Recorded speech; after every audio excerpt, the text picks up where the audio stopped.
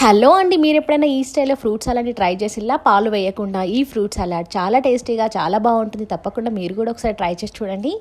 So మేము ఇక్కడ apples, ఇంకా దానిమ్మ, ఇలా ఫ్రూట్స్ అన్నీ కూడా కట్ చేసుకొని పెట్టుకున్నాము. మీకు నచ్చిన ఫ్రూట్స్ని కట్ చేసుకోవచ్చు. తర్వాత ఇందులోకి గ్రేప్స్, బనానా ఇవన్నీ కూడా కట్ చేసుకున్నాం. ఇంత అనేం లేదండి, మీరు ఎన్నైనా కట్ చేసుకోవచ్చు ఫ్రూట్స్ అయితే. ఇక్కడ మేమైతే ఒక కస్టర్డ్ పౌడర్ ప్యాకెట్ మొత్తం కూడా వాటర్లో బాయిల్ చేసి ఇందులో వేసుకొని, తర్వాత షుగర్ సపరేట్గా బాయిల్ చేసి మళ్ళీ ఇందులో కలుపుకున్నాము కొద్దిగా. ఇదంతా కూడా బాగా మిక్స్ చేసిన తర్వాత చూడండి ఇలా ఉంది. దీన్ని ఇప్పుడు ఫ్రీజ్లో పెట్టుకోవాలి ఒక 3 to 4 hours. పెట్టిన తర్వాత దీన్ని ఇప్పుడు ఒక గిన్నెలోకి వేసుకొని పైనుండి వెనిలా ఐస్ క్రీమ్ వేసుకుంటే పాలు లేకుండా కూడా ఈ టేస్ట్ చాలా బాగుంటుందండి. తప్పకుండా మీరు ఒకసారి అయితే ట్రై చేసి చూడండి. టేస్టీగా ఈ ఫ్రూట్ సలాడ్ చాలా బాగుంది. Thank you for watching.